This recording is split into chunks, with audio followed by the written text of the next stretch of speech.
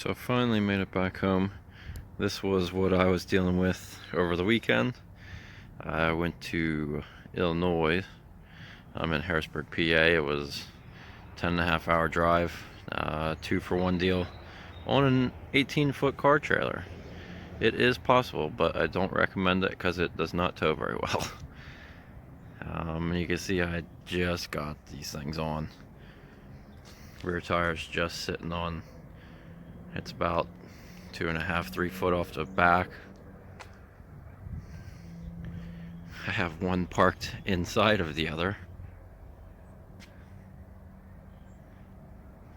which the quarters were already cut on this one.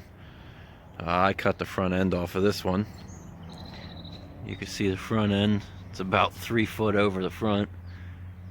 You can still make a pretty sharp turn without hitting the car to the back of the truck, but it was a challenge. Too much weight on the back, but this is the only way I could fit them on the trailer, both of them. So eventually I had the whole front end in the bed of my truck, and I eventually cut it in half and threw it in the front of this car to add some weight to the front of the trailer because it was swaying all over the place. I couldn't go above 55 mile an hour. For a couple hours I was going like that, and it was raining the whole time. It's just a lovely trip, you know.